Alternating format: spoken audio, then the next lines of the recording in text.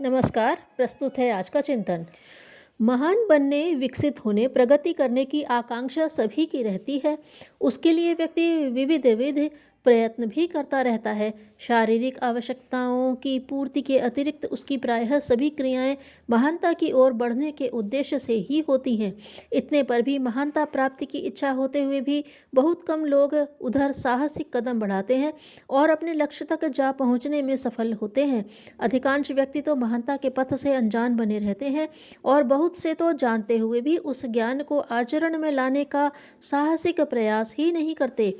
सामान्यतः यह मान्यता बन चली है कि जो ठाट बाट से रहता है, जिसके पास कार, मोटर, फ्लैट, बंगला, जमीन, जायदाद, सोना, चांदी, हीरे जवाहरात, कारोबार, सत्ता, पद आदि हैं, वही बड़ा आदमी है। लोग मनुष्य के व्यक्तित्व को नहीं, उसकी भौतिक संपत्ति को बड़ा मानने लगे हैं। लोग संपत्तिवान, वैभववान को बड़ा आदमी भले ही कहने लगे, किंतु महानता के मापदंड तो ये नहीं हो सकते। यदि ऐसा ही है तो उन पहाड़ों को महान कहा जाना चाहिए जिसके पास बेशुमार पत्थर और जमीन तथा अन्य संपदाएं हैं। धातुओं की खदानें तो बहुत मूल्यवान होती हैं, फिर उन्हें ही महान क्यों न मान लिया जाए। यह लोगों की दृष्टि दोष ही है कि महानता को धन दौलत, जमीन जायदाद, पद, सत्ता आदि में तलाश करते हैं। पैसा तो चोर, डाकू एवं बेईमान व्यक्ति भी इकट्ठा कर सकते हैं। उत्तराधिकार में बाप दादों की बहुत सी संपत्ति, जमीन जायदाद किसी मूर्ख व्यक्ति को भी मिल सकती है। सद्गुणों के अभाव में भी किसी को धन संपत्ति के आधार पर बड़प्पन की मान्यता का होना सही दृष्टिकोण नहीं है। इस जनमान्यता के कारण ही लोग किसी भी तरीके से धनी बनना चाहते हैं। जिनके पास धन नहीं है वे भी अपना बड़प्पन प्रदर्शित करने के लिए ठाट बाट बनाने में इतना खर्च करते हैं कि उनकी आर्थिक स्थिति सर्वदा विषम ही बनी रहती है। विवाह, शादियों, प्रीति भोज, फैशन बनाने और ठाट बाट जोड़ने आदि में जो अंधाधुंध खर्च किया जाता है, उसकी निरर्थकता को समझते हुए भी लोग करते इसलिए हैं कि दूसरों की आंखों में अपनी अमीरी का सिक्का जमा सके। जब धन संपत्ति की बहुलता को ही बड़प्पन का मापदंड मान लिया गया तो उसकी प्राप्ति के लिए हर किसी की लालसा लगी रहना स्वाभाविक ही है।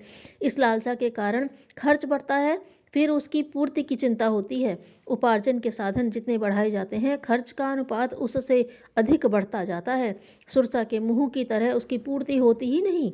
चिंता और उद्विग्नता पल्ले पड़ जाती है और यह कहावत अक्षरशः लागू होने लगती है, चौबेजी चले छब्बेजी बनने को, रह गए दुब्बेजी ही। बड़प्पन के बारे में गलत मान्यता बना लेने के कारण व्यक्ति अपनी शांति और प्रसन्नता भी खो बैठता है। महानता या बड़प्पन का संबंध मनुष्य के व्यक्तित्व से होता है। घोर गरीबी के अंचल में उत्पन्न संभले हुए लोग भी महान बने हैं। स्वर्गीय Lal Bahadur Shastri, Abraham Lincoln, George Washington आदि महापुरुषों ने गरीबी का साधारण जीवन यापन करते हुए अपनी महानता को अक्षुण्ण रखा है।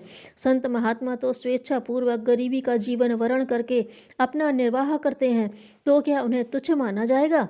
महात्मा गांधी, स्वामी विवेकानंद, स्वामी रामतीर्थ जैसे लोगों के उदाहरणों से इतिहास के पन्ने भरे पड़े हैं, जिन्होंने महानता के सही पथ को लोगों के समक्ष प्रस्तुत किया।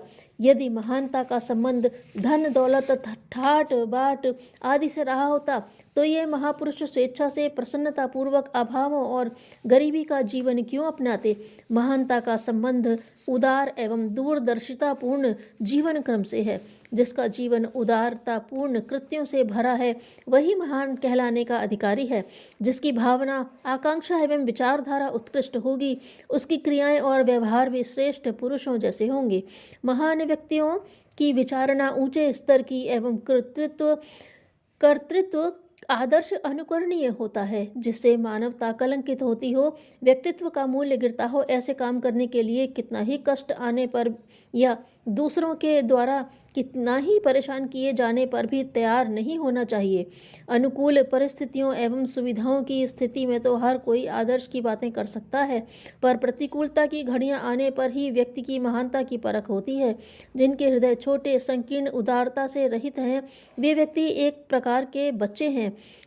उनकी आकांक्षाएं तुच्छ और नश्वर वस्तुओं तक सीमित बनी रहती हैं। वासना तृष्णा के घेरे में ही उनकी मनोवृत्तियां चक्कर चक्कर काटती रहती हैं।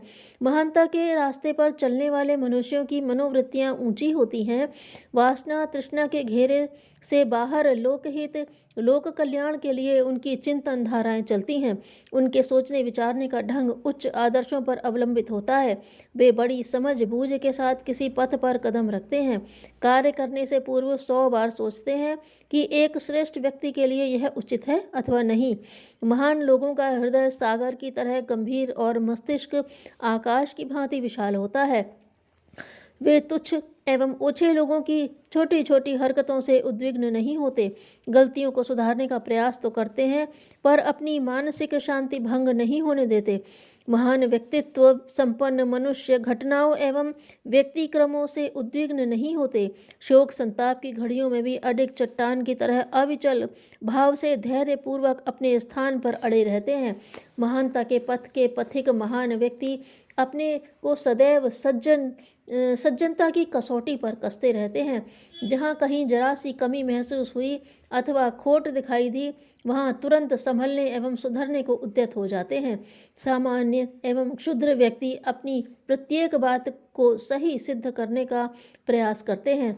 गलती का दोष दूसरों के सिर मढ़ते देखे जाते हैं। महान आदमियों का तरीका इससे भिन्न होता है। अपने प्रत्येक कार्य के बारे में वे देखते हैं कि हमारा जितना कर्तव्य एवं उत्तरदायित्व था वह पूरा हुआ या नहीं।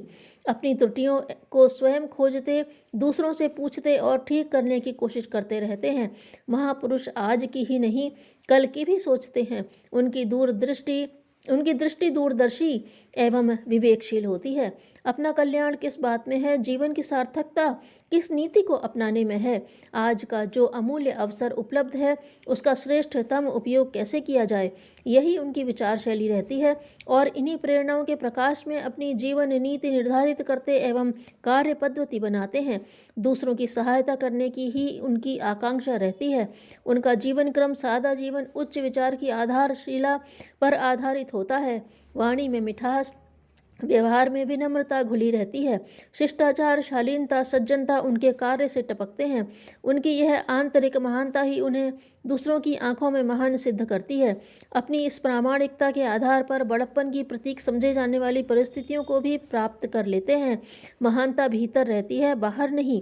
वह सादगी, सज्जनता, दूरदर्शी उदारता के रूप में प्रस्फुटित होती है।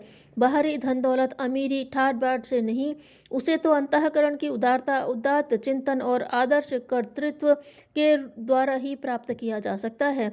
सभी महान व्यक्तियों ने इसी पथ का अवलंबन लिया, अपना एवं समाज का हित साधन किया है। महानता के आकांक्षी व्यक्तियों को इसी पथ पर चलने से लक्ष्य की प्राप्ति हो सकेगी। अवांछनीय प्रवृत्तियों पर रोक न लगे तो वास्तविक स्वतंत्रता प्राप्त नहीं हो सकेगी। धन्यवाद।